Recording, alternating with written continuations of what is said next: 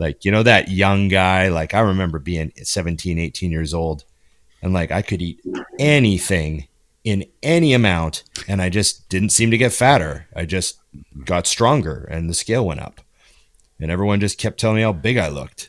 Yeah, I can't relate to any of that. None of that. Yeah, like I had a phase. And hey, everybody, welcome to It's Just Bodybuilding. I'm Big Ron Partlow. With me is Dusty Hanshaw and the producer, Scott McNally. Remember to like, share, subscribe, comment, and ring the bell. The last one of the year. It's good. Is that the last? That's the last one of the year. We got That was one a good more. one, buddy. That was my last opener. Yeah, there we go. Okay. Happy to be here. Remember, IamMutant.com. Go to IamMutant.com. Get your ISO surge. Get your all in. And everyone should get on the gear. If it's the end of 2024 and you're not on the gear yet, I don't know what to tell you. What did you do with yourself this year? You know, you can start. They were young. You can start fresh. 2025 right around the corner. You can make that happen. You can start now. Order now. Use code Dusty or Big Ron, and then you can spend. Your goal should be to spend the entire year of 2025 on the gear and see how much better you are. Spend the whole year on the gear. Yeah, absolutely. Full year. No downtime needed on this gear. That's really, I think, the best advice I've given all year. Episode over. See you guys. Done. Really nothing left to say after that. Okay. Thanks, gentlemen. Happy to be here. Where did 2024 go? Are we going to have all those cliche conversations about time flies, man? Wow. Flew by. Can't believe it's already gone. So I think it's funny because I find that weeks fly by, but I also feel like when we met in Vegas in January, it was like another lifetime ago. Wow. Yeah. Like, think about how long ago that feels, or the Arnold Classic. Yeah. Like that's forever. But I do that every week where I'll like wake up and I'm like, oh man, we got to get cranking. And, I'm thinking it's like the middle of the week and it's Saturday. How the hell did that happen? Yeah, I should probably do some work. I think that's I think that's the problem though for all three of us. When you work 7 days a week, you don't know what day it is. Yeah. I took 2 days off this year. So yeah, that makes sense. And they were both last month. This month. Right. So that's funny because I'm not going to like complain about my job or anything, but sometimes I'll take a day off of one of the things I do. One job. Right. But it's not really a day off because I'm still like plowing through messages or trying to catch up on. Maybe I'll take a day off this, but then I'm returning emails for the gym. Yeah. Right. And now maybe I'll take a day where I don't go to the gym. Day off the gym. I don't even go into the business. I don't go to West Coast. I just check in, make sure everything's good. But then I like do calls or something. Yeah. Now I've got a lot of time for check-ins, Yeah, or I'm talking talking to the accountant that day about something. Or there's like at least one call to be made about the gym. So it's like, it never really stops. Days off don't really happen ever. Right. Maybe, and then, it's just kind of a funny non-stop sort of constant like tick, tick, tick of some kind of work.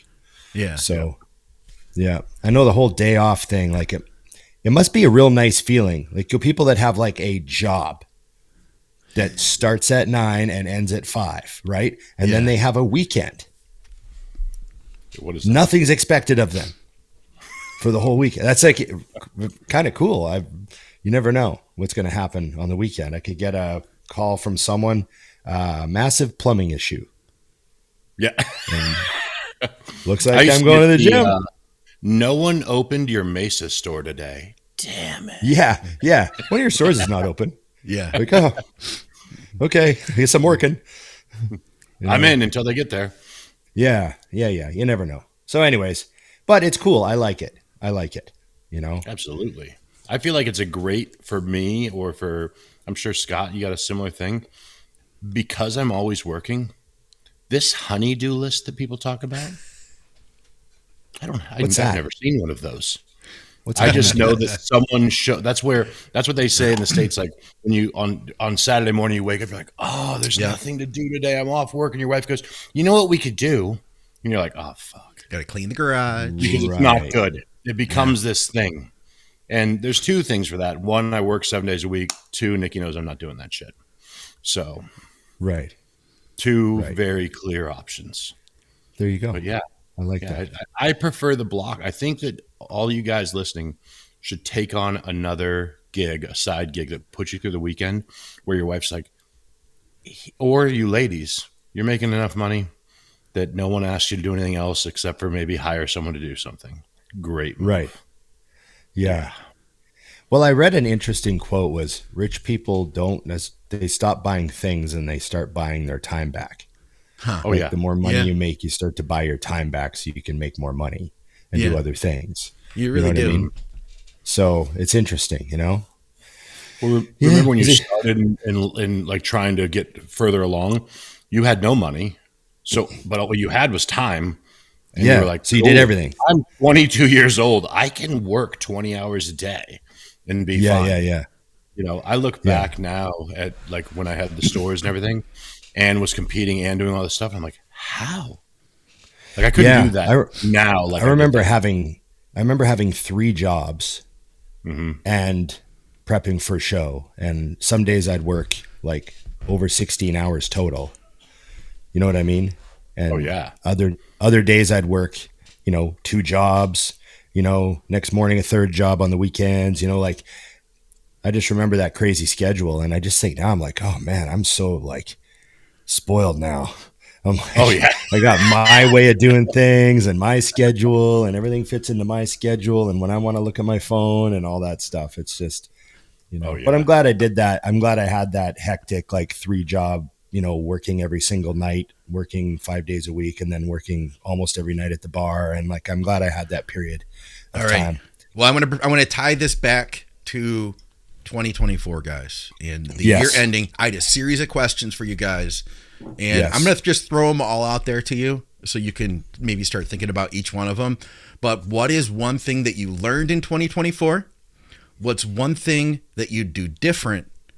And what's 3 things that you want to make happen in 2025? Plus bonus question, what would be your theme song for 2024? That's Victoria's question. She came up with that one. Oh, goodness.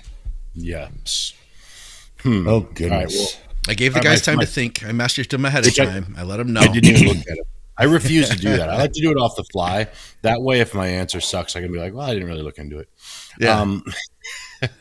No, so the one thing I would do different, and this is a parenting miss on my part, is I make both of the girls take 20% of their checkout and save it.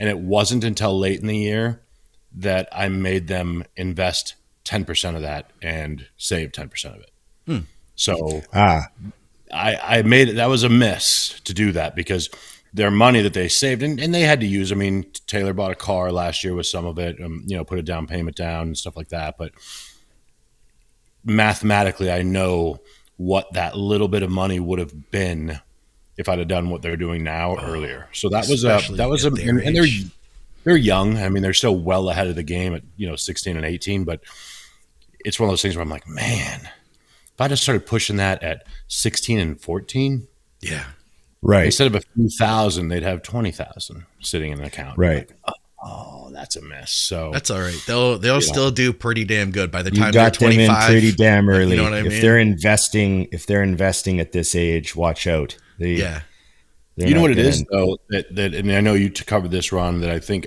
more young people need to look at that I didn't either is it doesn't. Everybody thinks like, well, I don't have a bunch of money. They invest $200 a month a piece. That's it. That's all I ask for. Significant. And then they save the rest. But at 16 years old to be investing $200 a month, and she doesn't feel it because I was pulling it out anyways. It's just now it's going into something she doesn't see, and I don't. You know what I mean?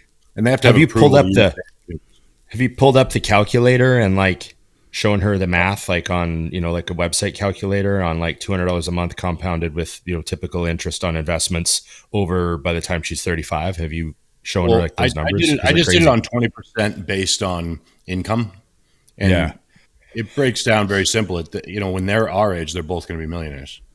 Yeah, absolutely. It's not easily. Do it. So it's that's huge. You know, but mind you by then, you know, the hair when you're like, why didn't like I'm doing this, and I'm like, save your money, which I would never tell someone to do. I'm like, what are you doing? Yeah. Only give bad advice to your children, Dusty. That's a good way to do it. How about you, Ron? What's one thing that you learned, or one thing that you did different, or you would do different? Either is good. One thing I learned, well, sticking with the investment thing, you know, I won't get heavy into it, but I used to sit on a certain amount of cash because I thought, I might need some cash. Yeah. It's that old farmer in me. Might need some cash, you know, but then I like realized this year, and like, it wasn't a lot or anything, but it was enough where I'm like, why am I sitting on cash? Rich people don't sit on cash. Like cash gets worth less and less and less every year. Like if I sit on cash, the government's stealing from me because they're devaluing my money. They constantly do it and they don't care.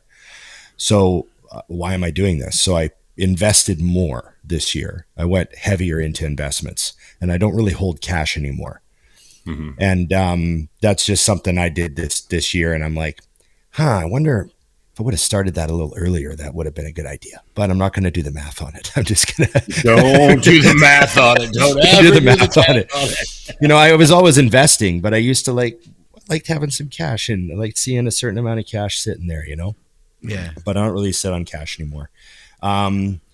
As far as doing different, this year, I like to think of the lessons you learn from the little battles you have to fight on your own all the time. And I know I've mentioned that my hip has been a problem this year, right? Yeah. It's been a problem the whole year, right? I've been dealing with it. I just had my second round of PRP on the weekend, by the way. Okay. So I'm hoping there's some more, radical healing going on in there. Anyways, that was a huge challenge because I constantly had to make adjustments to can I ride my bike today? Can I train legs today? It was like day to day. Every single day was day to day.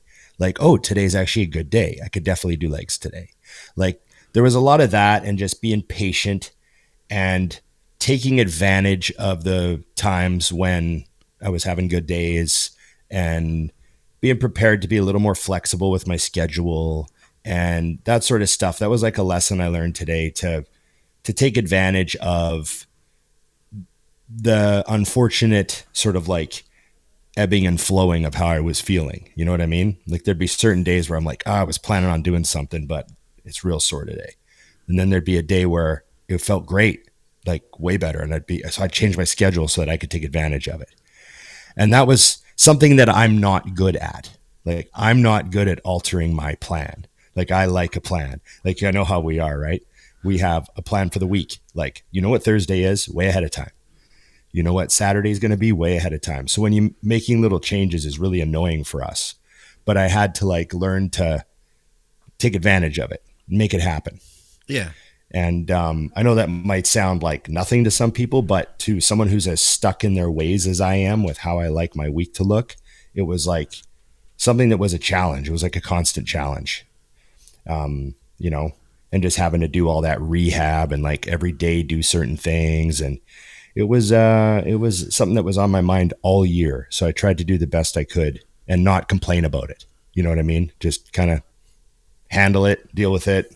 Maybe mention it on the show once in a while. That's about it. I'll throw one in there that I learned, and this is just my training has gotten a lot better. And when I say better, I don't mean like, oh guys, I've been really pushing hard, but more like I've been able to have fun with training again. We started out training, just having fun, doing what we wanted and just discovering stuff along the way. And over time, we started to have more expectations. And before you know it, it's like all expectations, right? And even though I've known I can't train like that anymore after I'd gotten sick, I'm still looking at I still was trying to figure out, well, what can I do now? And I think I've gotten a step closer. I've been more open-minded to actually getting good workouts in, and they're awesome. And I think one of the things I want to do for 25 is I've been starting to work toward this already, is just get into better cardio shape. Like I want my cardio to be strong and lose some body fat and have good endurance. So those are things for myself physically that I am already making happening. So I can't wait. Like by the Arnold, I think I should be seeing some good results by then. So Are you able to do the cardiovascular stuff pretty solidly now? Yeah, I can't do like super high end cardio, but and I'm starting to figure out more stuff that I wasn't open minded to for a long time. Like there's something with my ribs and how I breathe that when I put a squat bar on my back, all of a sudden it like compresses my ability to breathe and I can't get air. So when I was like, I can't squat anymore. And now I'm at a point, and like if I tried, it was so hard and so frustrating that it was like it just turned a bad situation into something I didn't want to do. Like it was every time I tried, it was a negative event. And I had a really good workout the other day because now I've become more open-minded. Victoria had been telling me about this with my ribs this whole time, and I'm like finally starting to listen. So, and I think that there's some breathing retraining that I need to learn that maybe got changed, and I'm already seeing some good results from it. So, oh, that's interesting. Okay, yeah, man. Very. Also, I got one other thing. This is the thing I'm going to do for 25 guys. I'm going to build a website for the podcast and move everybody from Patreon to this website. That's going to be the game plan. I have to do that because Patreon takes a decent percentage of, if you give $5 to the show, I really appreciate it. Patreon takes a piece of that. And now for the new year, if you're an Apple user and you sign up through an Apple phone, then Apple Podcasts app wants to take another 30% of whatever so I can't it's gonna, and they're slowly gonna work that in to the point where you're literally making next to nothing for Patreon. So it's like, if I were gonna donate to a show, I want to know that money's going to the person I'm trying to send it to, not to these big corporations that are, skinning these people. So yeah, I want that, and I want the final end result too, the actual cash that somebody's trying to send, And we should definitely set it up so we can accept Bitcoin. Definitely. It's funny. Someone wants to send us a few Satoshis, that's fine. Yeah. Because I've helped people learn that with donating money to cancer funds and things like that. I'm like, have you ever read how much money that you donate, what percentage of your money actually goes towards what you think you're donating towards? Yeah. And you gotta be real careful with that. There's some great businesses that look like they're for the greater good. Yeah. And you're like, well, it's nothing's profitable if we're making the money disappear with enough expenses, but how much is actually going towards what you want? So I agree with you 100% because that's why when Nikki and I do any of our philanthropy, it's direct to people. I like to hand people money. I'm like, that's why I like dog rescues, because like you can take them 100 pounds of food. Yep. You could drop it off. You can go out there and you can donate money and you see exactly where it goes. If you can go visit them, like you can, you know what I mean? It's just dog rescues are just, they're really, I enjoy using them as a charitable outlet. It's a good idea. Absolutely. Plus often still, I like dogs more than people. A lot of times. We're back to this. A lot of times. Let's stop with the lies. All of the time, and that's okay. And I know we're people, and you still prefer the dogs. I'm with you. So I did the thing that dog people do. I went to a Christmas party at my buddy's house. He had like 30 people over, and I said hi to everyone, and then I escaped to go find the dogs. And I went and hung out with the dogs, and everyone else was doing the people party thing. And then the dogs were kind of downstairs with a couple of the kids. And I was like, I'm going to go hang out with the dogs. So man, there were some good dogs at a couple of the parties I went to. There was a basset hound, Ron. Like I got to spend some time with a basset hound at one of the Christmas parties we went to. Oh, it was so cool. Yeah. Yeah. They're great. So yeah. Where's Ron? I think he's downstairs with the dogs. Yeah. Sounds about right. Sounds about right. So Ron, what is something that you plan on doing different or better in 25? I have a laundry. Yeah. So my main thing is trying to be efficient with time. Right. So I want to fit more of the stuff I like to do into my days, into more of my days. And I'm good at like planning and scheduling, right? I'm great at saying like Thursday, I'm going to do this, Friday, I'm going to do that. But I don't like to crowd things too much. I'm going to push it a little more. I'm going to fit a little more in. A little tighter schedule. I'm going to get a little bit more in instead of giving 2-hour blocks to stuff that really only take an hour. Yeah. I'm going to give it an hour and I'm going to fit something else in. That's my goal, is to just tighten up the time blocks a little bit and fit a little bit more into my day and try to get a bit more of the stuff I like to do into my day. Yeah. Because there's days where I'm like, I won't play guitar tomorrow because I've got this and this and this and this and this. But I only need 20 minutes to play some guitar. Dude, that's what I'm doing with cardio. Like that's Can I fit that in? Yes, that's exactly what I'm doing with cardio. Instead of just saying in my head, I won't play tomorrow because I've got like all these things to do. It's like, I could still fit 20 minutes in. I gotta be able to just crunch that a little bit, open up a 30-minute gap. There we go. So I'm going to try to just do a little more. And it's mainly to fit in the stuff I want to do. It's not even work related. Yeah. But that's a superpower, because I learned that, I can't remember, it might have even been you, Ron. It was either you or Dante, but I used to always try to squeeze the schedule to fit more progress time in. And I can't remember who I was talking about. I was like, I got to open up room. And they're like, you can open up room to do nothing. Yeah, you can too. Yeah. You can purposely like set a time to do nothing. And that becomes more valuable. And I find that the time that you put into your work things is more efficient because of it. Because you're a little more focused on it. Something that I should say primarily Nikki started, but I'm really learning the value of is we've been watching a lot more podcasts about the psychology of people. Okay. Right. That stuff's fun.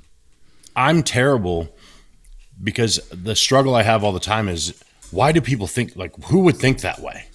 And as you watch enough of these podcasts, you realize that you are the weird one, and you need to learn to understand how the majority of people think, to both understand them and also be able to work better around other people. Like, there's dumb things I never heard of that I saw on this podcast. It was so funny, but a lady broke down the fact that when, say, for example, you're at Costco and there's no parking, and you pull behind someone, you put your blinker on, and they're loading up their car and they're getting in. And one thing that this psychiatrist said is a lot of people actually slow down when you're waiting.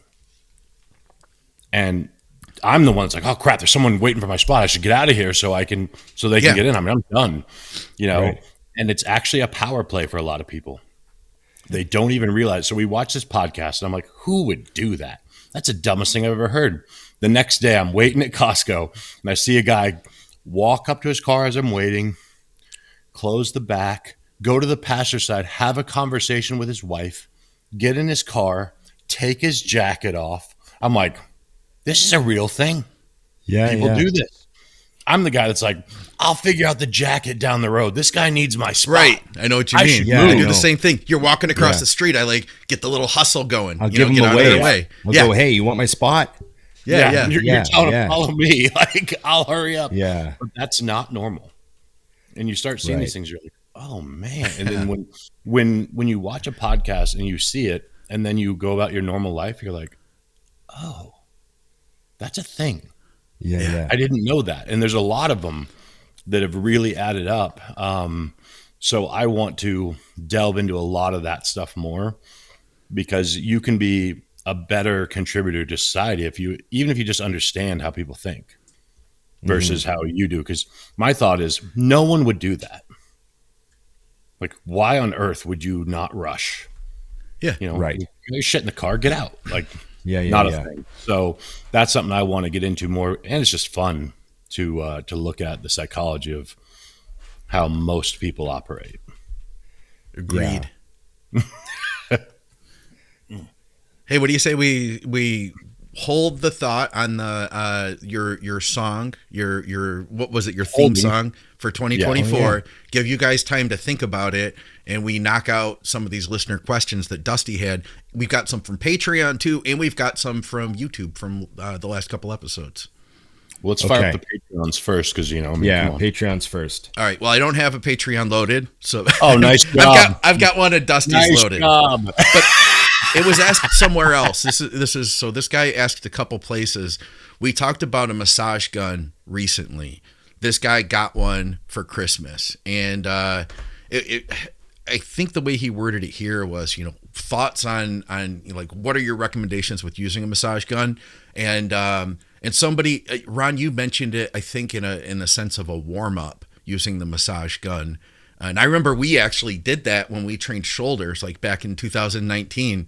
And this guy, and at least one, if not two guys have gotten them now, and they want to know our thoughts on how to use them. Yeah, I really like, I've been using it a lot on my hip flexors and my quads and my glute and my IT, down my IT and into my, glute medius and my lower back. And I use it a lot on that area because that's what kind of gets stiff on me. And there's an enormous difference of what I can do on the gym floor within the first 5 minutes of moving around if I have a gun session or not. Like if I take the gun and I go up and down my hip flexors and my adductor and I work everything out for like just 5 minutes, and then I go out on the floor, I'm already like 50% warmed up. Like I can start moving right away. But if I just walk out on the floor cold, I have to like get my leg moving and get my back moving, and it's way more work. So I love it as a warm up, bit of a movement prep, just getting things sort of, I don't know, just, give it a shake up. It just seems to, and it opens up the pecs so good before chest day. You do a little bit of gun on the chest and get up in the armpit a little bit. And then you go do some like warm up sets and I just get a pump right away. And I haven't like, maybe Dusty knows the science behind it, what's going on in the fibers or what you're doing with a massage gun other than just kind of waking things up and getting things moving. But I really like it as a pre-workout kind of, warm up. And my body makes a lot of noise and a lot of Velcro sounds. And the more if I use the gun, there's a lot less noise. So that's what I kind of think about. Remember that was, so I always bring my massage gun everywhere. And I brought it to West Coast to train once. And literally that was when I told Ron, I'm like, what do you mean you don't have one of these? Oh, really? Yeah, I didn't have one yet. Yeah. Okay. Yeah. And then he used it for a bit, and I'm like, trust me, just buy one. It's like $400. Like, yeah, you want this. Don't get it cheap, by the way, if you can get it. It's absolutely worth it. I do the same thing, always have, because we all know that static stretching before training is not the best thing you can do. Right, especially when you're cold. Yeah. So you're better off to do something like that. And I mean, I'm a believer to the point where when Nikki and I first met, I came here and she didn't have one. And so I left her mine and at the airport ordered a new one from Amazon. And when I landed and drove to my house, it was waiting at the door. It actually beat me home that day. And it is a must have. So I saw the guy said he was gifted one and he didn't ask for it. Thank whoever knew you needed that. It's completely game changing. And I think people don't think of all the simple ways you can do it. Like I'm obsessive with foot health. Oh yeah. That I just don't think most people are. So I used to just every night and morning, just start off my day hitting the feet or ending the day. And now it's gotten out of control. We have a foot massager that all of us use in the house, just sits over here. You just put your feet in it and watch the game for 20 minutes and it does the whole thing. But it's funny. We have that at the house and the girls use it too. It's a game changing thing to have that kind of stuff. And, obviously we're talking about bodybuilding, but with your massage gun, if you don't want to be a psychopath like me and have all this stuff, do that on your feet at the end of the night, especially if you're A, dieting and you've got no fat on the bottom of your feet, or B, you're heavy. We all know what it's like to get home at the end of the night and your feet just hurt because you're way bigger than you're supposed to be. Game changer. That's how you know you're big, by the way, guys. If your feet don't hurt, you still can get bigger. Yeah. And if they do hurt, you could still get less comfortable getting bigger. Yes. Yeah. If they really hurt that much, you can handle more. Yeah. Those things are great, though. I think they're highly underrated by a lot of people. And the vibration of them, I mean, I've got the vibrating roller too, which is the same company that makes our guns. You want to talk about getting on your lat with a vibrating roller that's also hard? You can change your range of motion in 5 minutes. Yeah. Right. Mind-boggling. Right. So, yeah, worth every penny. Keep it in the gym bag. Travel with it. Don't put it. I don't check it though. I'm always afraid someone's going to steal it. I don't know why. I just think they will. So you carry it in your That's an item that goes in your carry-on. That's carry-on. Okay. Yeah, that's a carry-on for me. I bring a gun with me. All right. How about this one? This is a Patreon question for Finally. It's Just Bodybuilding. What's your opinion on the old school posing where you stand with your legs straight close together in the front shots versus today showing more adductor? Personally, I think that the old way looks so much better. From Johan. So I remember my first couple of shows, I actually had my heels touching. Yeah, that used to be a thing. Yep. And you just really flare your quads out and stand in the front relaxed. And in the back relaxed, I had my feet apart though, because you want to show the adductors. But I just remember, I don't know why I stood like that. I think maybe somebody told me like, oh, that looks good or something. They used to say heels together, you know? I used to have my heels almost touching. And I look back at some of those pictures and they look very classic. Mm-hmm. Like I have a front relax shot from like one of my early shows where I'm standing with my feet almost together. And it looks like I'm, plus like I'm a lot lighter and have a tiny waist. So it just has a real classic look to it. It's like, it has a very 80s look to the posing too, like a classic style of posing, I don't mind it at all. As long as you got good quads, like if you got good quad sweep, I don't miss the adductors visually. I think some guys put their feet way too far apart. There's a bunch of guys, like there's a couple posing coaches and all their clients, I think their feet are like a foot too wide. Yeah. And it's like, how a wide branch stands? Yeah, because he can. Right. Because he has massive adductors, right? He has like really, really big adductors. So they stand that wide, but then they wind up with a thigh gap like this. Yeah. Same with the upper body. Look at Branch's thigh gap.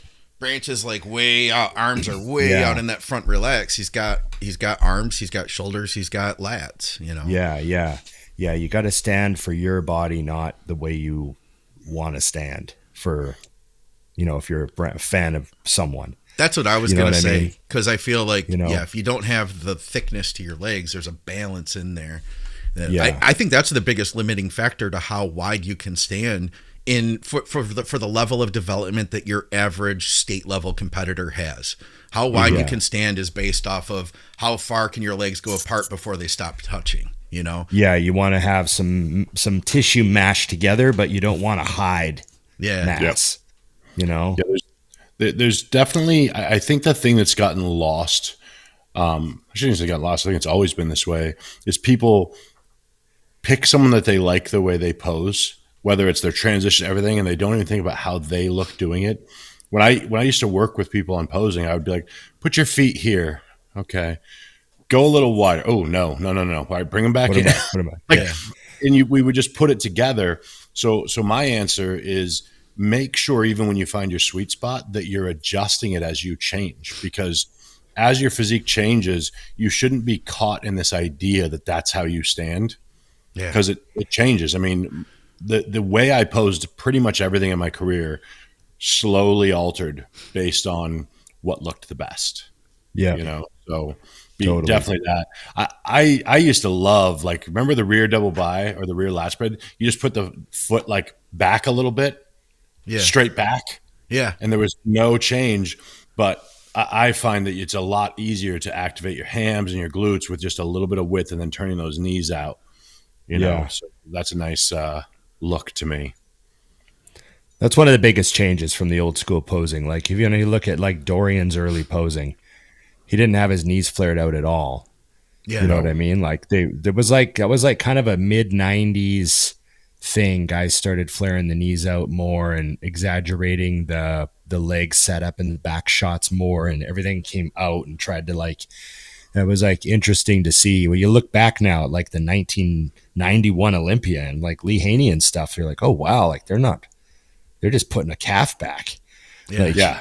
And then some of them are flexing their glutes. Like Sean Ray was on early, because he was smart enough to follow Gaspari's lead, and he's flexing his glutes. And some of the guys aren't even flexing their glutes in the back shots and like the turn of the decade there. So it's interesting to look back on now. You're like, what were they thinking? Flex your glutes. Yeah.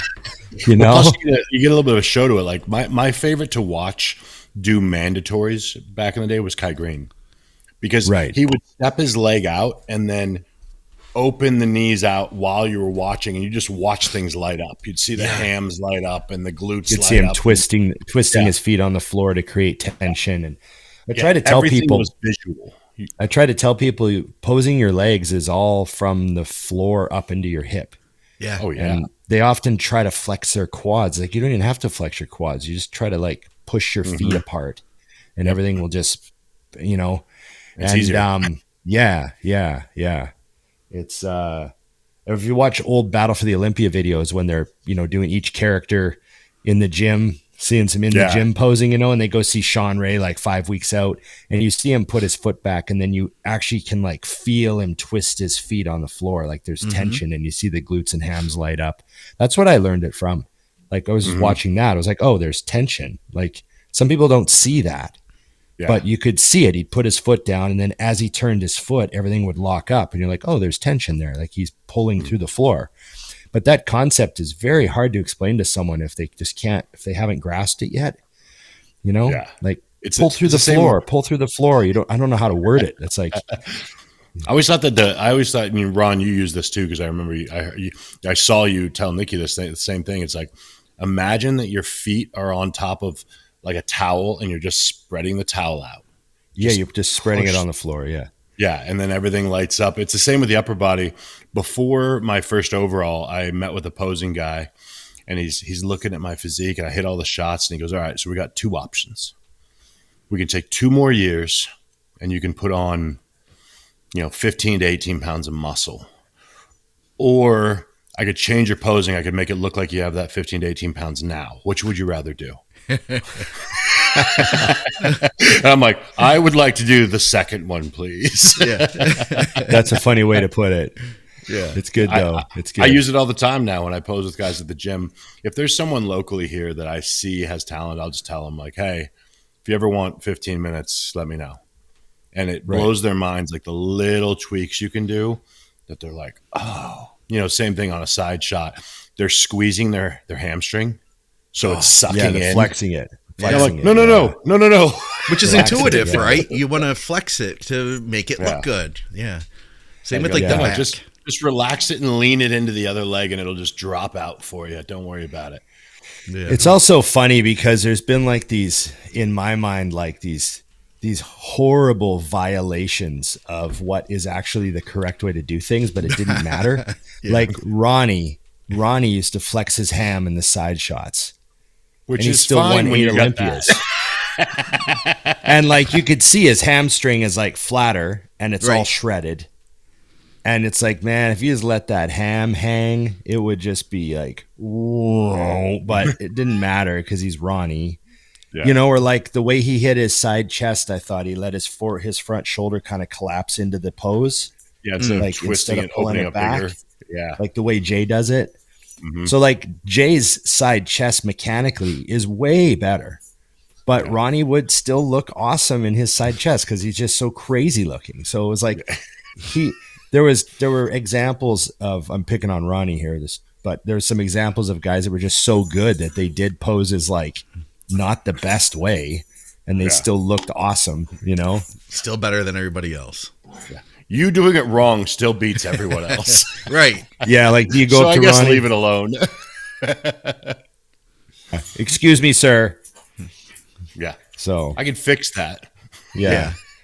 How about this one from Jim McDonald? He says, all right, my desire, and this is from Patreon, my desire is to be built like a linebacker, which is different than the typical bodybuilder physique. I still consider it bodybuilding, but I wonder what would the It's Just Bodybuilding crew have to say about this? Bonus question, any tips to achieve the linebacker look? Follow James Harrison on Instagram and do what he does. Holy smokes. Yeah. First off, I have to say hats off to him, because I think that so many people that get into bodybuilding, not necessarily competitively, they get told what they're supposed to want to look like. Yeah. Yes. And I have a huge respect for powerful looking physiques. Like when I see like bodybuilders, I remember when CrossFit was just getting hated on like crazy. Like, look at them, they're so stumpy. I'm like, they look strong as shit. That's what I see. I just see power in that physique, and I think it's awesome. Now, do I think they're going to fare well on a bodybuilding stage? No. But it's got a powerful look. So I love his mindset. And I think to look like a linebacker, it's pretty simple. Get monstrously strong, eat a ton of food, and you will become monstrously big, and then you'll have it. You know, and if you're genetically defected like me, you'll try to be a bodybuilder and still look like a linebacker. I think that's good advice. You know, is it really that different than what we do for bodybuilding? You know, is it that different, or, you know, could you still do everything we do and maybe just not diet down as much? Well, it's that, but it's also doing some movement. Like there's movements that some people would tell you to avoid. Oh, okay. Yeah. You know what I mean? And you don't have to. Yeah. Like, do all the deads you want. Just like that. Get powerful across the board. And that's where I think some powerful movements give you a look. I mean, we've all seen those guys that like powerlifters, and you're thinking, do you know how much people don't realize how muscular they are because they've got body fat on top of them. Yeah. These guys are monsters if they lean down. They just don't want to. And it would go against what they're trying to do. So the only the advice twist that I would add is you need to fuel your body based on performance. Yeah. We have an agreement right there. Thank you. 2 barks. Like, do it. Yeah. I'm glad to see that old Compton there agrees with me. Am I right? That was Henry, wasn't it? Yes, that was. I'm just saying, if you want to look like a linebacker like James Harrison, you got to do some 5-plate dips at 250 pounds. There you go. At 40, I think he's 47 years old, and he's just like 4-plate benching for 10 and like just doing the craziest shit in the gym. And you're just like, what a machine. And he looks like a bodybuilder. You know, he's got the traps and the pecs, and he's just a linebacker that just wants to crush everyone. I have to toss this in real quick because I taught a kid this at Gold's one time, just like last year. Kid was just like that. He's putting multiple plates on a dip belt. So he's got 90 pounds on there. And I'm watching him fumble around and trying to get up there. And I'm like, you ever considered hanging a 90-pound dumbbell instead? And I showed him how to put it on and take it off. And his whole world exploded. I was like, this is a lot easier, bro. You wrap the chain around a couple times, not going anywhere. You don't even have to. You don't have to wrap it around. You literally just hang it. Gravity will take care of it. It ain't falling off. And then when you're done, you just step off. You put the dumbbell right on the step, and you pull that off, and you're good to go. I remember he was like, I've never seen that. I'm like, I'm the laziest person you'll ever know. I find the easiest way to do everything. I know the easiest way to lift 1,000 pounds. Yeah, exactly. There's got to be an easier possible way. Yeah. We've got one that Ron nor any of us can answer, and it's from Patreon though, from Casey. So we're gonna ask it. He says, "How many gyms has Ron been to?" 726. Oh yeah, definitely 726. I think I've got 90 episodes of Mutant on a Mission. So okay, there's 90 right there. And then factor in all the other gyms I've ever been to in my life. So it's probably a couple hundred. which is a lot. Like, I would say easy. I think that a couple hundred probably. You know, we've got dogs playing on the bed here. I love it. Leave it. Don't even mute it. It's fine. Mom's away, so they'll disturb Dad during his podcast.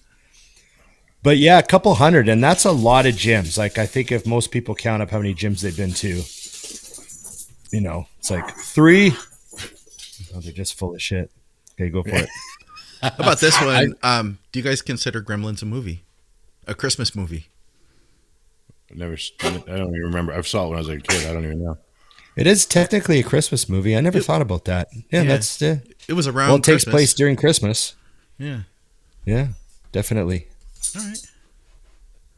Gremlins would be a Christmas movie. Why not? Oh, there was that massage gun question. All right, yeah. So we covered that from 2 people.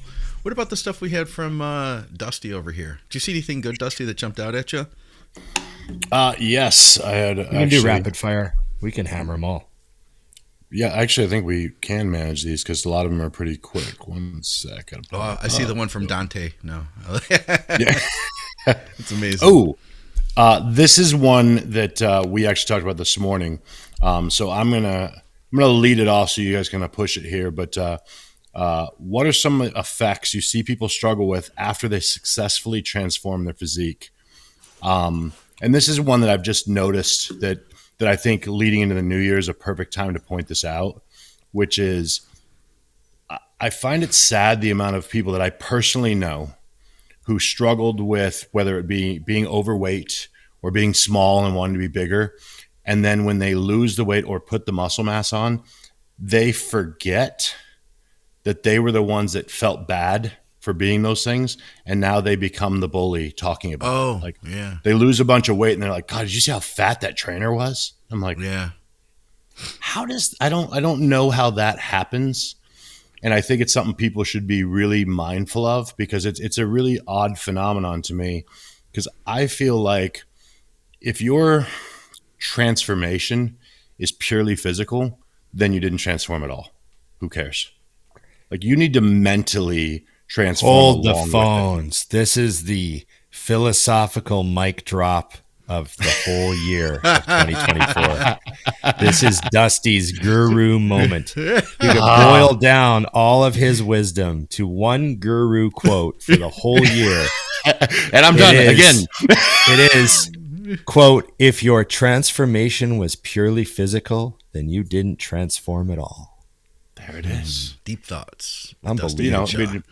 It's one of those things to me that's really simple that gets lost a ton in this, Yeah. Because that gives you the ability to help people where you were rather than judge them in a negative way.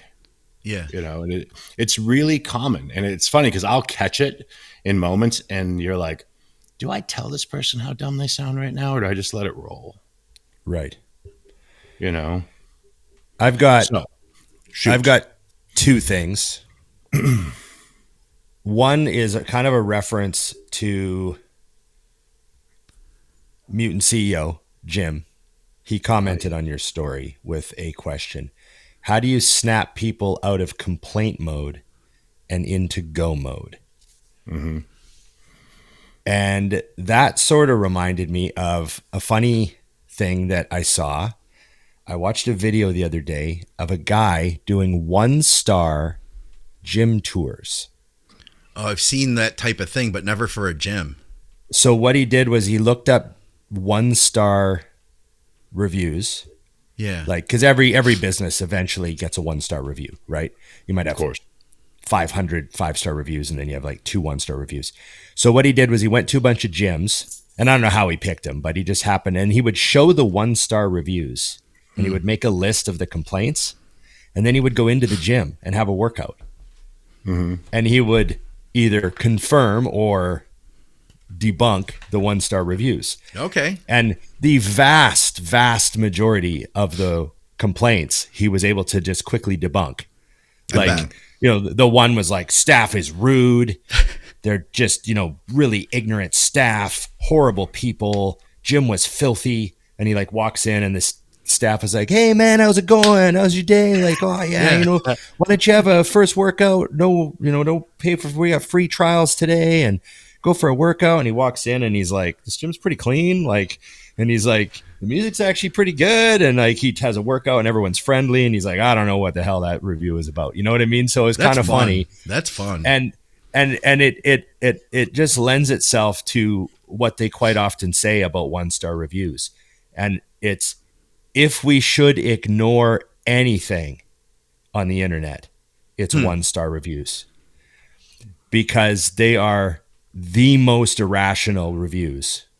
When you see, a rating at a business of 4.7 and there's 250 reviews and there's 3 1-star reviews telling you just how incredibly terrible that business is, that something went really haywire with that person's day.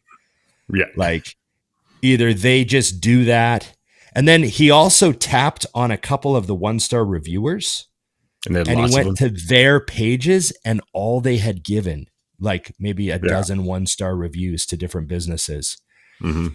And so that Jim's question, how do you snap people out of complaint mode and into go mode? I think that whole mindset of doing that sort of thing is, I think if you find yourself doing that, it's actually a negative for you. Like, that can't be a positive in your life, that you're in that mindset. Not saying there's never a legitimate time to leave a 1-star review. I'm just saying the vast majority of the time, I think you're leaving it for you, and it's a negative thing. Yep. What do you guys think? I agree 100%, and I'll give a quick story. I had a pair of my boots resold, and I dropped them off, and it was a 6-week wait. But the place, everyone says they're awesome. So I'm like, whatever, I'm dropping them off. And then we had the hurricane issue here. So hurricane takes place, and I now know that my boots have got to be pushed back a little bit. So I reach out to the place, and I say, "Hey, I know I've been pushed back. I was wondering if there's any way I could get these done a week from today, or if that's not possible." I don't know where they're at. And the lady says they'll be done on Friday. Pick them up anytime. Okay. I said, okay, cool. So I go in there at 3:00 on Friday. I drive there. It's 30 minutes from my house. And I walk in and they go, "Oh, we're just starting them." And I was like, "Oh." I said, "Okay." I had specifically called and asked if that was a feasible situation or not. And they kind of just gave me attitude. And I was like, whatever, I have another pair. It's fine. I go home, and they message me later that night and they say, "Hey, we got them done." And it's 6 p.m. And I said, "Well, the time's kind of passed now. I'll pick them up later, but do you guys, I hope that you plan on doing something with the price or something to help with the fact that you wasted my time." And the guy was like, "No, we told you they'd be done today." And I was like, "You told me they'd be done any time today. And now you're telling me to drive back to your place at 6:00 at night, 30 minutes back. So whatever, I don't pick them up." And 2 weeks later, I go back in finally, and I just told myself, you know what, it's over. Your Dusty waited 2 weeks, Ron. You went out of his way. So that was on purpose. Yeah. So I just left him there, and I went in, and I said, you know what, it's over. I'm just going to pick them up, but I'm going to leave them a 3-star review depending on if the boots are good. So he hands me the boots, and they are phenomenal. They're everything everyone said they would be and more. And I was like, okay. So I was like, all right, I'm going to write them a review that says they did phenomenal work, and break it down. And then he rings me out for $20 less. We had no conversation about it. And then I went outside and I was like, oh, well, now this is a 5-star review. And I just wrote in the review, "Hey, they're phenomenal. If you want them quickly, don't do this. Yeah. But if you want them great, they're your place." And the reason I bring that up is because I was going to leave the whole story of how great they were, but that was an error. And I didn't like how they handled basically telling me to kiss ass when they didn't live up to what they told me to, that they would the second time. But I would never be like 1 star, because it's like, no, the boots are great. Yeah. But I was able to leave it in a different way that way. And it's for the same reason, Ron. I don't look at 1-star reviews ever. If I have a terrible thing and I want to leave a review, it's 2 at the lowest because that's how I see it. I don't even look at ones. I'm like, meh, you're just angry. So I'll tell you a quick story without getting into details, but we had a member leave us a 1-star review. Ooh. And he was very specific. He was so specific in the review that we knew who it was. And did he continue? Did he leave at this point, or he's still coming in every day? No, he's still in there every day. Okay. And so, but he was very specific. So we're like, this is clearly him. Like, there's no other person it could be, because there was an incident about putting some handles away, and he just like, it was him. So he was coming in every day. We see that he's scanning in every day, and so it took about a week for, I think Ditto ran into him. And so Ditto just went up and he's like, hey, you got a minute? And the guy's like, yeah. And he goes, hey, like, we noticed you left a 1-star review. And the guy, and I had noticed, so when someone leaves a bad review, you can actually dispute it. Okay. And Google will read it. And if it violates some of these rules, they'll take it off.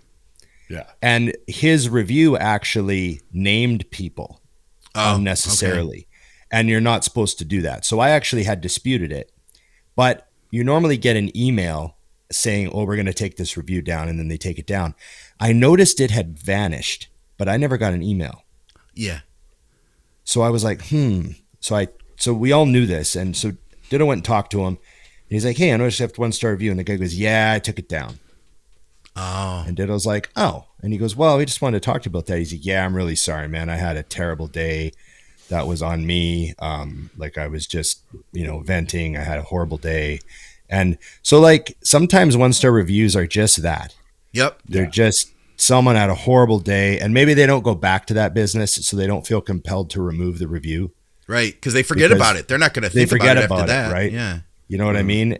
But he was like, you know what? Like, I was really, I didn't like that. I took it down, and sorry. And he like was really cool about it. And been a great member ever since. So it's 1-star reviews are something that, like, when I see them, I'm like, this is about them. Yeah. Far more than the business. I'm more skeptical of a 3-star review. I'm like, why is it not 4? Right.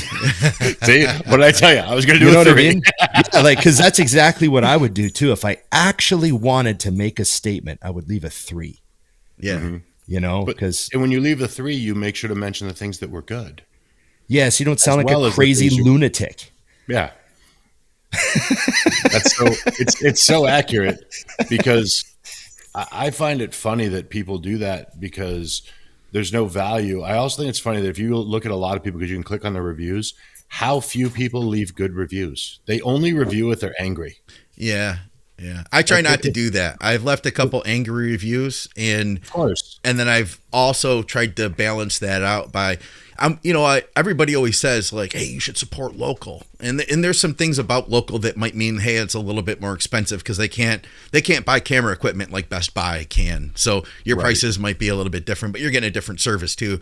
If I go to the camera store, I'm like, I want to leave those guys a good review. I think about it with the small businesses, or small family-owned restaurants, because I feel like you could maybe be a service to try to help those people. So, but if you ever go find my reviews, you'll see, I think, at least one bad one. Oh, and I have one bad one about a car rental in Belize that broke down on me multiple times. There was a whole story, and I have one passive aggressive one for the St. Mary's YMCA, because they charged so much, they took half the equipment away, and the people were just, Ron, those people, they could take some lessons from you guys at West Coast Iron on how to handle customer service, especially during that period of time where you had to show your Vax passport in order to get into the gym. It was a very interesting time. I thought when you said they could use help from you guys, I thought you meant Canadians. I was like, so they could just be nicer. Yeah, no, they were Canadians. That was the worst part. I left them a review though that was I think the way I worded it too, I was like, because I knew I was going to see the people again. I was like, the ladies are the nicest, because there were some nice ladies in there, but they're charging the prices, and it's not their fault, but the way they were charging it was like, oh my God, $70 for a week pass. I think I was like, I'm really glad I'm in a financial position that I can afford going to the YMCA. I just can't help but think of times when I didn't have quite as much money, and I think about the people in this community who maybe don't have the opportunity to train at a place like this. That's what I did. I love it. I love that you went in there. It was like nice but mean. That's very Scott. Very Scott. Yeah. That's good stuff. Oh, I'm supposed to be on looking for more, and I just did what I always do. My main takeaway there is try to, if you're going to do something for 2025 to try to make your life better, try to be very aware of how much you complain. Yeah. Try to really make a note every time you find yourself complaining about anything in any way. Like, I follow this one guy and he says, all complaining, every complaint that you ever say is going to be, all of them will be heard by one person, you. And quite often when you're complaining to yourself, because other people don't fucking care about your complaints. Yeah, it's true, man. And so when you're going to come in and complain about traffic, or you're going to complain about your food, or you're going to complain about your spouse, or you're going to complain about something, or complain about the government, or complain about this, or complain about that, it's all, you are the main audience of all of that. And it's all part of your, like we talked about, your diet. It's all part of your diet. It's all part of what you're ingesting for the day. And no one wants to hear complaining, man. I mean, we all can handle a certain amount. There's a certain amount we can hear where we don't really notice it. And then there's a certain amount where we start to notice it. And then there's a certain amount where we're like, is this guy done? Yeah. Is this guy just going to complain all the time?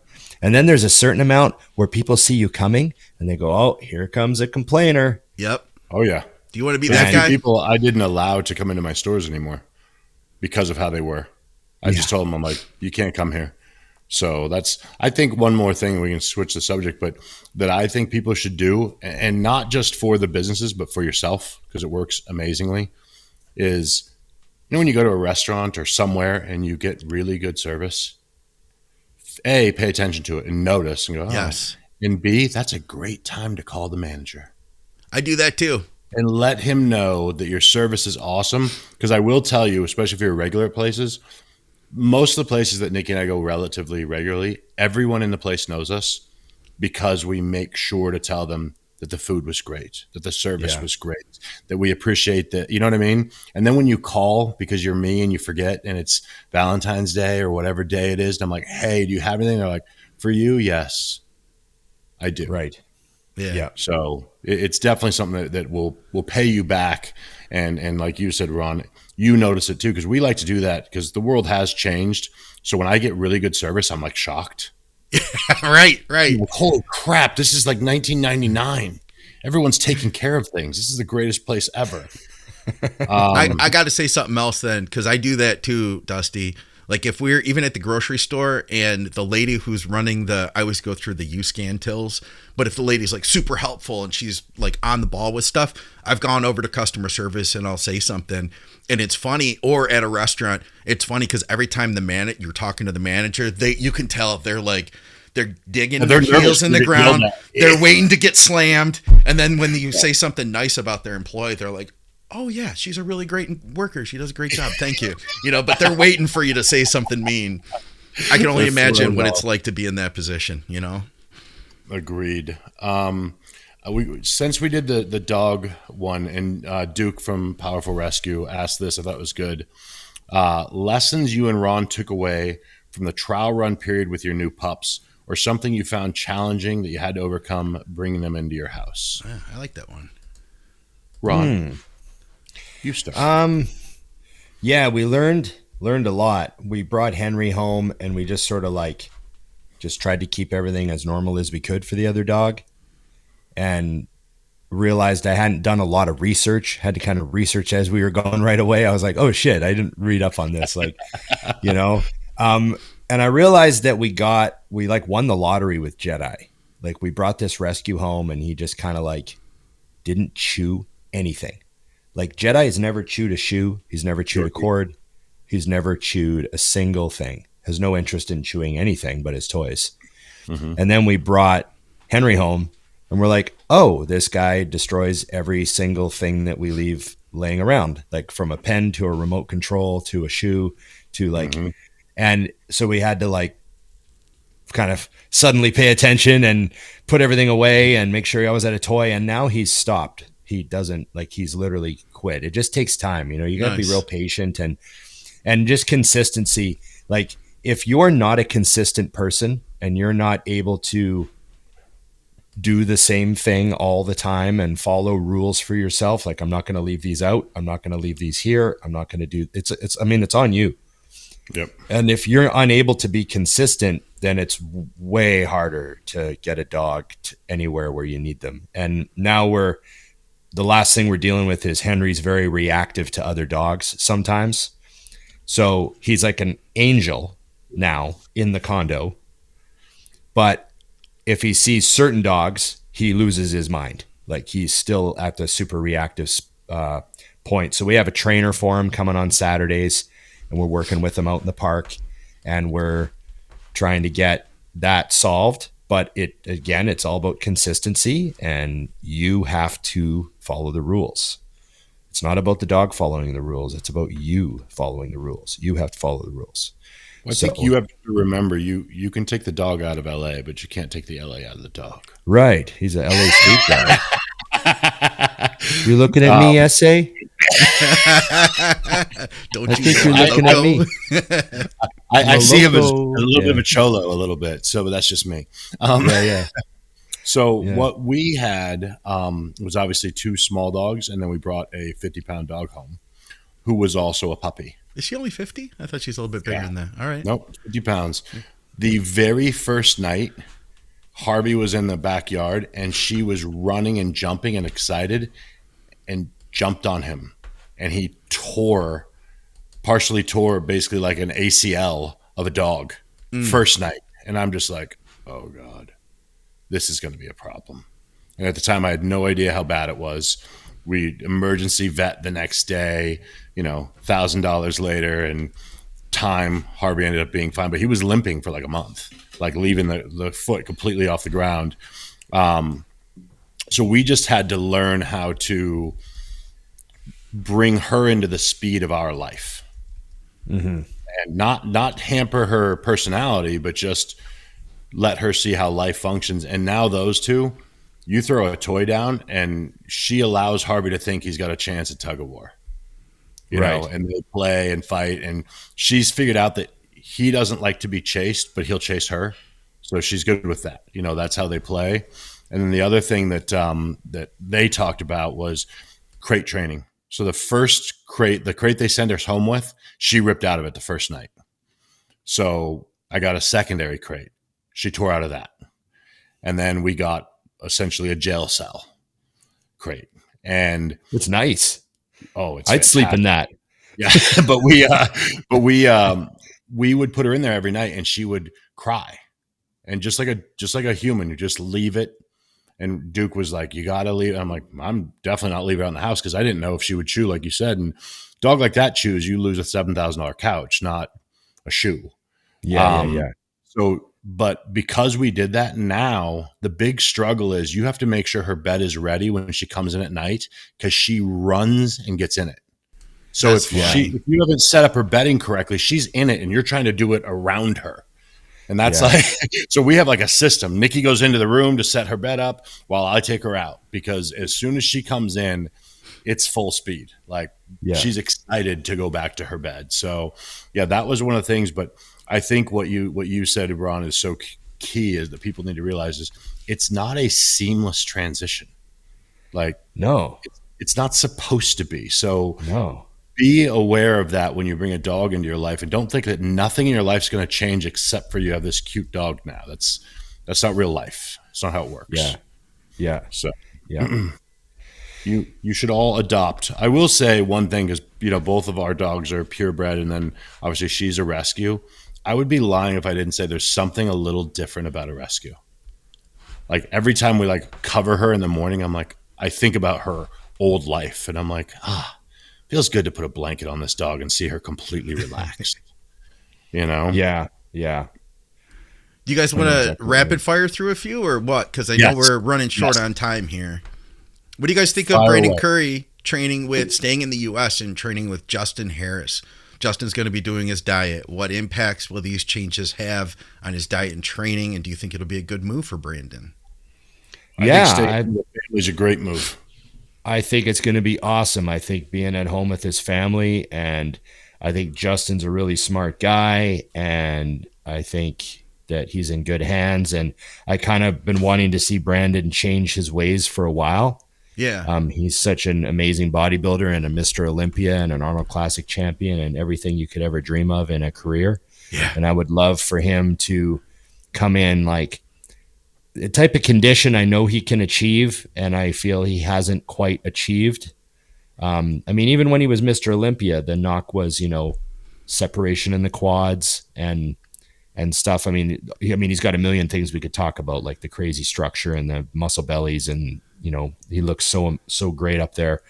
But I would love to see him knock it out of the park with a bit of a different look. And I know he said when he was on the show that he really likes a super full look, Right. Yeah. But I would really love to see the fullness and the condition, the Arnold Classic condition that he had. Yeah, that Arnold Classic condition. That was my favorite look. That year. Yeah, I'd love to see him just come a little refreshed and bring a shredded to the bone, super detailed. He's going to have to dig deep for this too, I think, because he had said before that one of the reasons he'd go to Oxygen is because he got away from his family. So he didn't have all the obligations of, taking the kids to school and practice and all of that stuff. And it allowed him to do what he needed to do versus he said, I think that he would kind of like sacrifice some of his time for bodybuilding to do that. I don't know, but maybe just being with the kids, he just didn't have that same level of focus. So he's an older guy though now, right? He's done it both ways. And I'd be curious to see what happens too. I'm rooting for him. I really wanted to see him like pull it out at the Olympia this year, So I want to see him come back and tear it up. And show the new generation. There's that split, right? The new generation guys. I want to see him go in there and show them what's up. That'd be great. I think the one thing that people underestimate that was proven with Kai Green's Overkill year in the video, is I don't think that you can understand how much being out of your norm is actually hurting you. So you think to yourself like, well, I don't have the stresses of this or that. Well, you also missed your kid's football game. And you're watching on a screen. And even though, your family and, and he's a great family man and they all understand, it's not about them. What you're missing. And I think that weighs more than people realize. I say the same things to clients when they are going to do a show and it's out of town. They're like, I'm going to go 5 days early. I'm like, why? Yeah. I'm not going to have a hard time getting water. Like, I think you should go maximum, 2 nights before you're on stage is when you get there. Like, there's not going to be any problems with water. Get that out of your head. I want you home and comfortable and in your routine for as long as possible. But he was his best, though. The best we've ever seen him was the times he did spend that time. But I don't necessarily think that that's why. I think that, he, like you said, he's older now. So in my book, like I look at Flex Lewis, and I remember when his daughter was born, I remember just a quick text to him and I said, it's going to be wild because you have even more reason to do this now, and I tell that to clients all the time when they have young kids. I'm like, whether you realize or not, they're watching you do the things you're trying to teach them to do. Making a goal, sticking to it, understanding that, it is harder from home to get up and go do your cardio and leave your kids and stuff at home and execute and stay on the diet when they have their food in the house. But you're providing a lesson for them as well. I think he's going to thrive because he's got a great family life. And I mean, things are going so wild for him. I mean, I follow him pretty tight, so I see what's going on with his kids. Like, it's going to be awesome for him to have all of that and share with them what he does. So I think it'll be the best. And frankly, even if it doesn't his best look, it'll still be his best prep. And my best prep was not my best look. So we'll see. All right. What about this one? What's your favorite piece of equipment in your gym that you will never leave no matter what? I'm not as like attached to things as I used to be. You know, I used to be like a lot more attached to stuff, but I've been through so much equipment now. I'm like, oh yeah, it's really good. I love it, but yeah, I'll try something else. Like I'm a little bit more, you know what I mean? I'm not as attached as I used to be, especially, you know, as a gym owner. Something I would never give up. You know, it depends on the body part, but I think we have a plate loaded Atlantis chest press that I use it every chest day, like almost every chest day. And if I had 10 minutes to train chest, that's the machine I would use. Like it's just fantastic. It's perfect for me. It's heavy in the stretch. And like when you come down into the stretch, it's at its heaviest, which is the opposite strength curve of like a hammer incline. So I think it's our best chest machine. I use it all the time. And, you know, I don't know. Close second might be like right now. I mean, for the last year, I haven't been able to train legs without the belt squat. The belt squat's been like a savior. Like if I didn't have a belt squat, I'd be like, oh crap. Just, you know what I mean? Yeah. So yeah. I mean, just, you know, my current situation, certain I had a pieces chest I machine need. like that. I had a chest machine when my shoulder was hurting. It was like the one machine I knew I could get like an all-out chest press with. Yeah, like I know the worst case scenario, if I'm really in rough shape, I can still belt squat and go hard. I mean, I have an absolute favorite leg press. I think that the old Nebula leg press is the greatest leg press. Oh yeah, you have one there. Yeah, that's a great one. And that piece to me is as silly as it sounds because there's lots of great leg presses. I've probably used all of them, and that is by far my favorite. And I feel like they're indestructible. And yeah, they are. There's something about for me as just even not owning the gym, knowing that piece is always going to be functional. When you come in there, it's phenomenal. Yeah, you know? Hats off to Tom Eilerman. Yeah, I wanted to do right there is game changer. I wanted to do some sort of show with you and him on, Ron. I don't know how it would go though, you know, but it'd be cool. Right. Have him on and talk about. He'd have lots of stories about equipment. I bet he would. Damn. All right. How about this one? Thoughts on? I'm not even gonna say thoughts on. I don't like that term. How about bulking hard versus main gaining? Have you tried them both? And if yes, what was your experience? What's main gaining? I think it's like maintaining. Lean gaining? Yeah. It's like not being. It's just like staying lean while you're gaining, allegedly. Yeah. Well, I mean, allegedly. Yeah. I have to use allegedly because my answer from experience is that the sweet spot is in between the two. I've gotten way too heavy before, and I've definitely been like, oh, I gained a ton of mass, but then I had to lose a lot of fat that wasn't necessary. So my advice to younger guys is put on the mass and we'll figure out the fat later. And as you get older and it gets harder, I'm like, okay, we don't need to be above 10%, 12% body fat ever.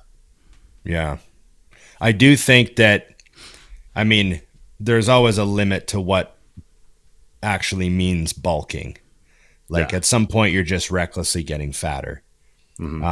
So there is a line there, but I think that a lot of people, especially younger guys, do hold themselves back by not eating enough when they have the ability to handle it better than they ever will for the rest of their lives.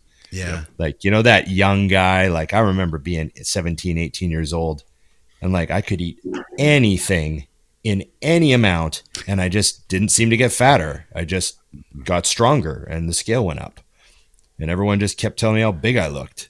Yeah, I can't relate to any of that. None of that. Yeah, like I had a phase and I don't know. I just thought, man, you know, and then there's a point where you're like, oh, I'm older now. So when I eat like that, I just get fatter, you know, and you have to recognize. I don't know if this is a good answer to the question or not, but the sweet spot to me is eat for performance.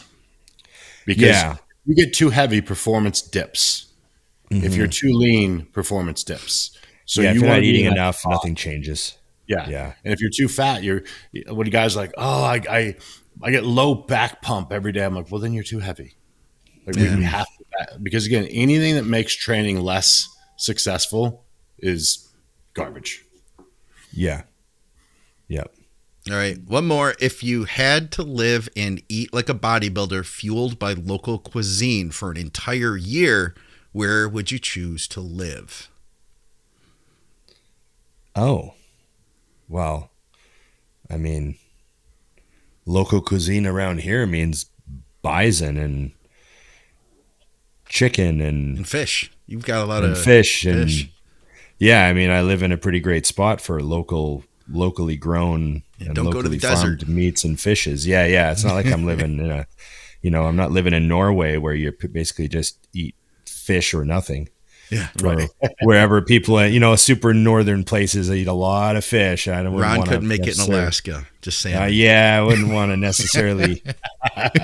I'll buddy up with some wild game guys. I don't know. Yeah. But yeah, I know. I know there's certain countries where local cuisine is, rattlesnake and other stuff like that. I guess that's why my answer would be Scottsdale. Because local cuisine just means the best of everything is available. Don't come to Detroit. We do chili dogs here. It's not gonna work for you. Right. I don't know if there's any actual Vancouver like signature dish. I know like French Canada has poutine and poutine. Sushi. Yeah, sushi would be official the Vancouver. World, dude. Yeah, I guess official Vancouver cuisine is like $100 sushi. The amount of sushi places in Vancouver is off the charts. Yeah, and 80% of them are phenomenal. Yeah, but also and expensive. Wildly expensive. Yep. What else you guys got? Got one more, and that is, what is your theme song for 2024? Ooh. I have a really easy one, but you guys won't get it, so I have to break it down for you. But there is a song by Luke Combs called "Doing This," and the breakdown of the song is just, he got asked in an interview, if he wasn't doing this, what would he be doing? And the answer is he'd still be doing the same thing. He just wouldn't be making money at it. And that's how I look at bodybuilding. Like, the fact that it worked out and pays the bills is awesome, but I would have been at the gym today either way. So that's kind of the story of life for me is, if I wasn't doing this, I'd still be doing this. That's a great pick, Dusty. I have to give you a little golf clap. That's good. Oh, I like the golf clap. From Ron, who's the song guy. Yeah. Yeah. Dusty today, some people are puddles. Dusty today was an ocean. Oh, man. Dusty had two very well thought out and very deep contributions to our Only year. They weren't thought out. They never are. Both happened on the year-end episode.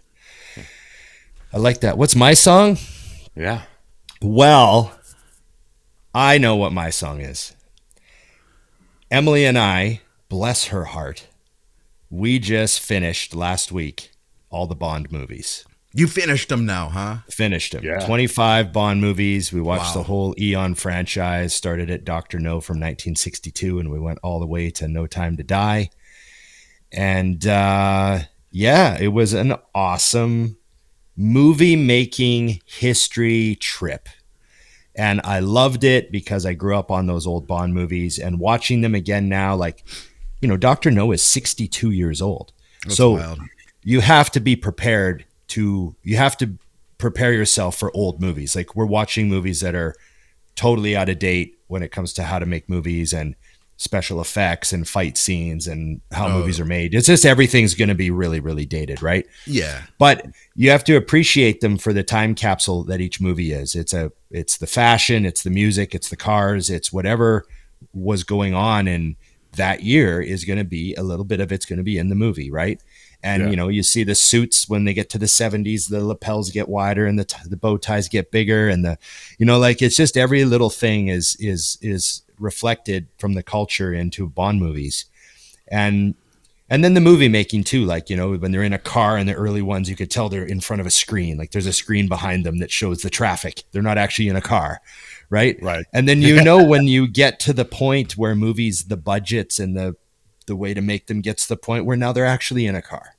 And you see the movie making, and I like that stuff too. Like quite often when I watch a Tom Cruise movie and I see him do a stunt, I don't just watch the movie. I also think in my head, wow, I wonder how far the cameras are for this. I wonder if they have 3 helicopters shooting this. I wonder if because I like to think about how movies are made.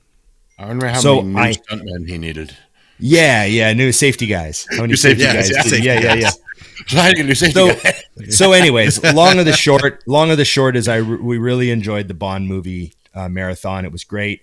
And one of the things about the Bond movie franchise is every movie has a song, right? Oh yeah. And they usually get an artist of the time to contribute the song. Like Skyfall was famously Adele's track, right? The movie Skyfall was famously that Adele song that got used at every bodybuilding show for multiple years.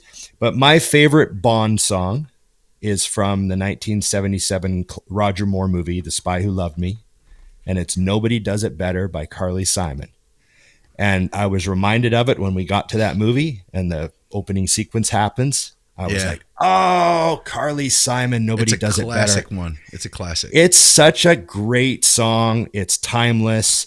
I put it on one of my chillin' at home playlists, and it's a special place in my heart, that song, and I love it. And that's my song of the year. Nobody Does It Better. And it's, I'm a big fan. So yeah, there you go. That's my song of the year. Scott, I've got nothing that's really good like that. That's like, oh, there was a time, all right, where I listened to so much music that I would have a song for every day of the week that like, this is my song, this speaks for my soul.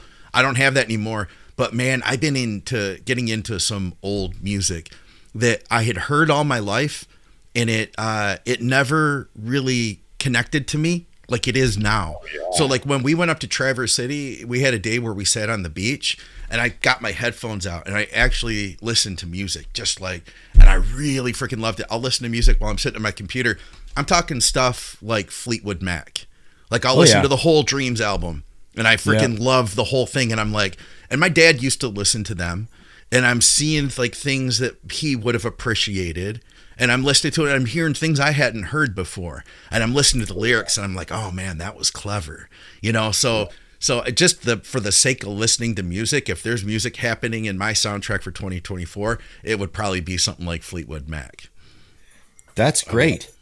Yeah. So there's something about music that you missed, and now you're appreciating it. Like there's a whole bunch of that stuff that I've run into in the last little while. Yeah. I mean, I had my siblings were all older than me. So like some of the late 70s, early 80s music, I kind of missed that, like my first love was like Motley Crue. Yeah. And I came in the 80s music. That was the first stuff I fell in love with. But I found myself like listening to a lot more, like I listen to Ozzy's Boneyard a lot now in my car, and they play a lot of classic hard rock and stuff that maybe my brother and sister would have listened to. And I'm like, you'd heard it before. Heard it a million times. Yeah, but it wasn't quite my thing. And now I'm like, I like this song. Yeah. Like just, it's good. I think experience helps with that too, though. Where you hear something, but now you hear it different. You know what I mean? Yeah. And that's where, like you were saying, Scott, where the lyrics are the same, but now you're hearing them from a different viewpoint, and they mean a little bit more. Yeah. I had that. We went back and we watched some shows that I'd watched earlier. I mean, we're talking 7-8 years ago, and I watch them now. I'm like, I hear and catch things I didn't even notice the first time. Oh yeah. Right. Like, I watched this and I didn't catch that. Like that's a huge thing right there, Right. So I think that was a great answer, Scott. I totally get that. And I love that you chose some stuff that I even know. So that's good. Yeah. Classics. I'm happy with that.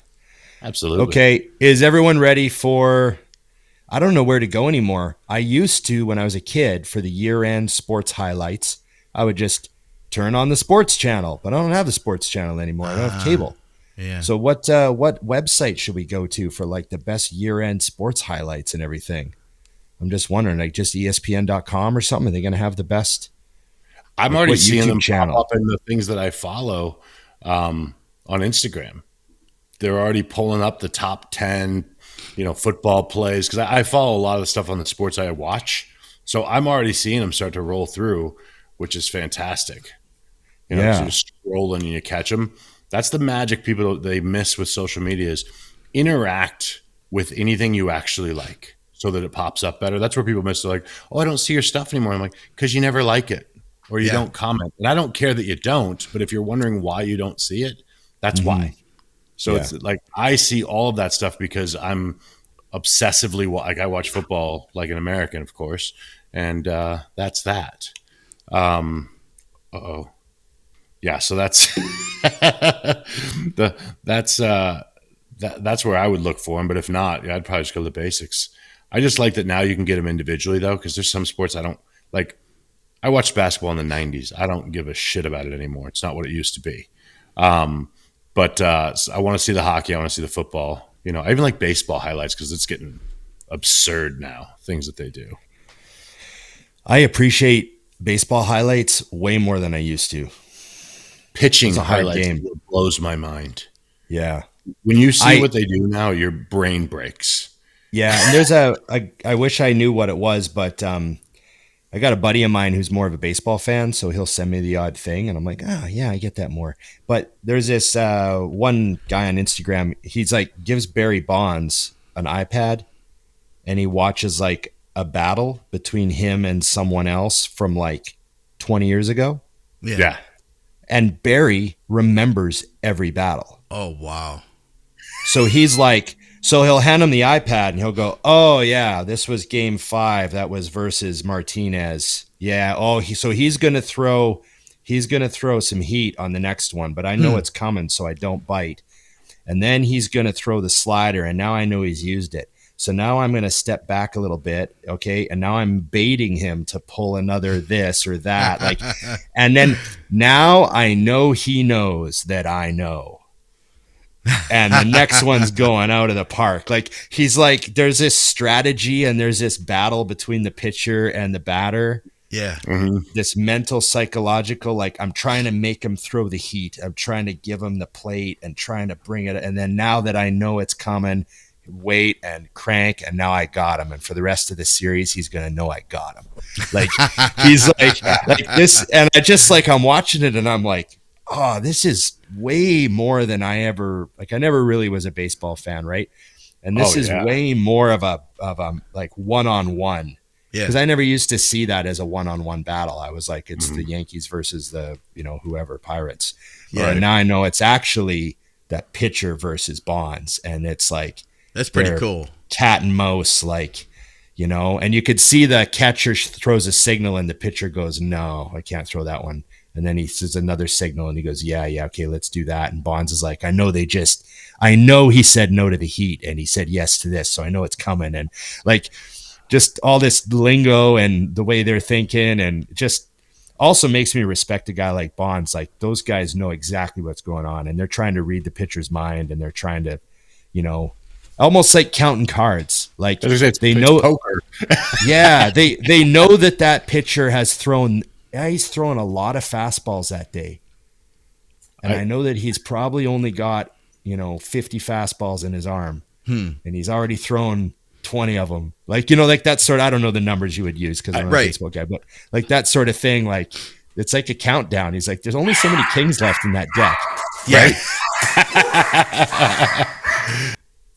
I saw a similar thing, Ron. It was I can't remember who it was, but it was a pitcher, and he had a guy in a late season game where he realized where he was at in the count and that they were going to play in the playoffs.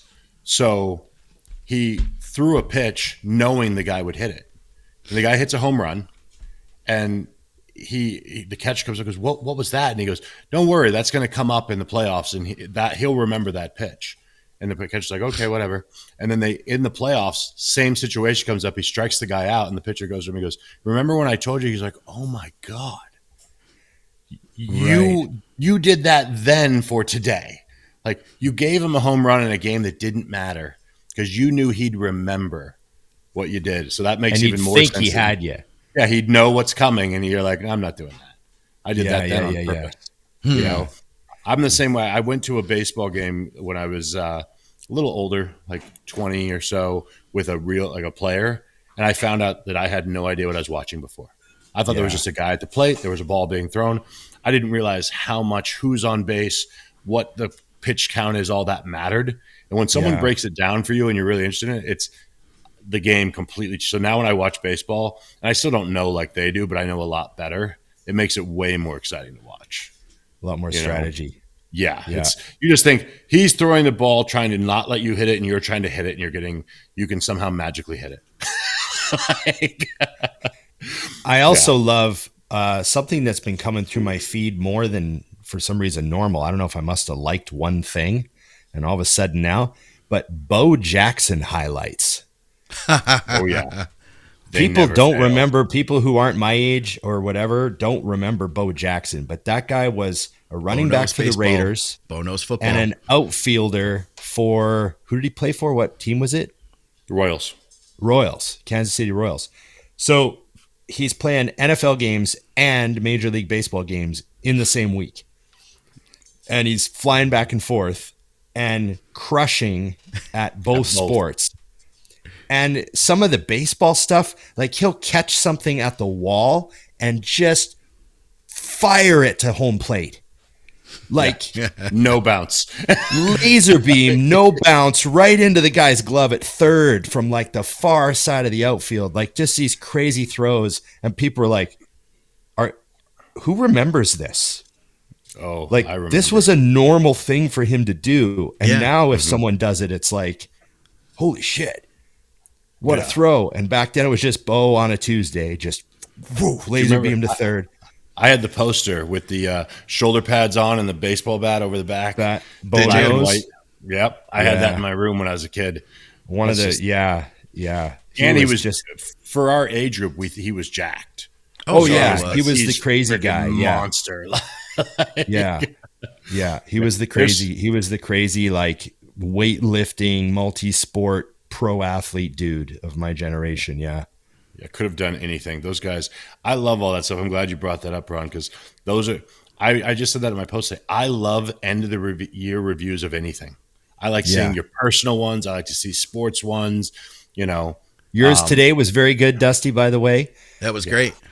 You guys were 19 of them. So Dusty makes me feel very insufficient, and that I need to step up my capturing the moments game because I think I've gone to 5 dinners in the last couple of weeks, and I think I took 1 photo with Emily. Yeah. And I see Dusty, and I'm like, I am ill prepared for my year-end celebration. Do you know what did that though? For real, the wake up for me and why I'm adamant about dying. Dying, maybe? No, okay, it's like my mother dying because I was like, I don't have enough photos with her. That was my wake up. I was like, all of a sudden I'm looking and I'm like, okay, we were together a lot. Yeah. But you're just, and in the moment, you're like, I'm in the moment. It doesn't matter. I'm like, trust me, you're going to want these. So now we at least a couple times, a month, if we go out, we're like, get a quick picture. And half, you know what I mean? It's just like, get it. It's fine. If we don't use it, the phone holds 10 million. It's no big deal. Right. But I think that's something. And Ron and I, we say that on the road. We suck at it on the road. You know this, Scott. And this is the most successful year we've ever had. I'm like, look at all these photos we got. Yeah. I got to take more pictures when I'm doing cool shit. Absolutely. But yeah. Okay. So how are we doing, guys? That's a something you can shoot for 2025. That's my goal. Yeah. There you go. That's my goal. I like that. Take more photos of the cool stuff I get to do and be more appreciative of the moment and not just think, this is just a Tuesday. Think, but I get to do this. Yeah. This is cool. I'm going to break my GoPro back out for 2025. It's so easy to use, and it's so easy to just get the GoPro out, and it doesn't get in people's faces, and I don't have to flip any switches or press any buttons. I just hit the go button, and it's on. And so we can use that like at the Arnold or whatever else, any events to just kind of record everything and then be able to slap it all together, because people love those things when I put those videos out on YouTube. People have really enjoyed it, so we need more of those. Nice. Agreed. Okay. We only got a couple of weeks before we're all doing it again, so let's get ready. Okay. Well, thanks, fellas. I think we had a fun year end. It was a great year. I had a good Christmas, and I hope you guys did too. New Year's is coming. I know I'm not going out to the clubs and getting hammered. None of that. Those days are long gone. You know, we're going to stay home and play a movie loud enough that the dogs don't hear the fireworks. That's how life is now for us. Yeah. That's your big play. What's Scott's big play? Yeah. Do you eat the apple later, or what happens? Well, we have our debriefing.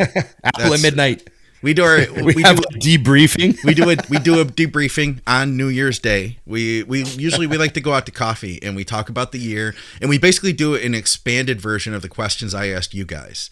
So we talk about like how the year went, what were our challenges, stuff like that, and what did we learn, and then we talk about what we want to do for the next year.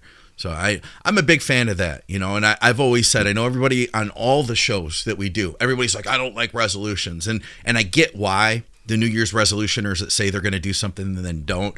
But like, I had a resolution that I was going to buy a new car, and I was going to do that with money that I made through coaching. And boom, I did that. I had a resolution that I was going to quit my day job this year and become a full-time coach. And I did that, you know? So it's like, I use the year as my bookend to decide, like, because if not, man, time goes by. You know, if you want to get in better shape this year, you can do it. Just commit to it and take those steps every day. And whether you do it or not, the next year is going to roll by. We're going to be talking about this again next year, you know, and you could either be like, you know, 10 pounds bigger or not. So it's up to you, you know? So that's the way I look at it, is like, these are the times when I stop and reflect.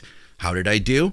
What do I want to do next? So that's what we're doing. We'll do that though on New Year's Day. We go out for coffee for that. New Year's Eve, we're probably going to watch TV as we usually do. Split the apple, maybe a piece of chocolate and a popsicle, sugar-free popsicle, and call it good by 9:30. Oh, I bet. Damn. Yeah. Damn. A wild night.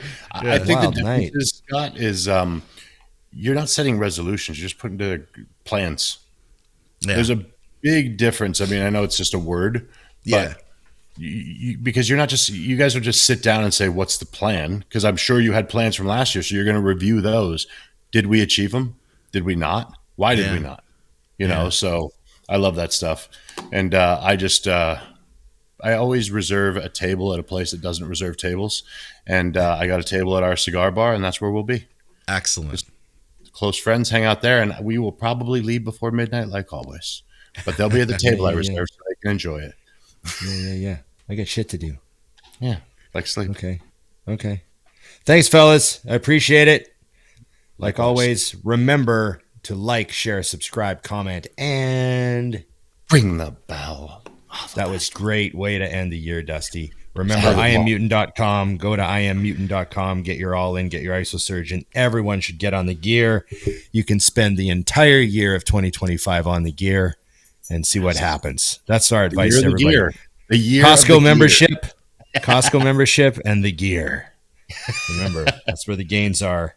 Code Dusty, code Big Ron. Do your thing, save your money, and then you take the money you save and you invest it in Patreon. See, this never stops giving. The podcast that never stops giving.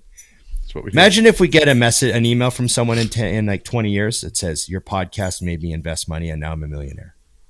Hey, 2016, 17, I was telling people on the show, buy Bitcoin. Yes, there you go. Don't you wish that?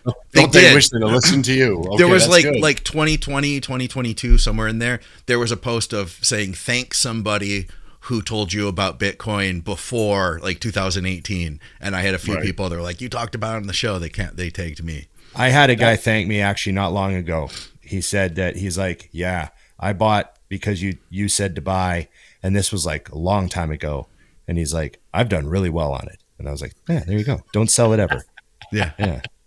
That's fantastic. That reminds me of that post I think I sent you guys from, what was it, The Gains, where he said, hitting on the fat chick at the gym is like investing in Bitcoin in 2009. Yeah. Yeah. She's going to turn out long great. Game, dude. Just play the long game. There you go. Okay. Ups and downs. Through the ups and downs. Never give up. Okay. Thanks, fellas. And remember, it's just bodybuilding.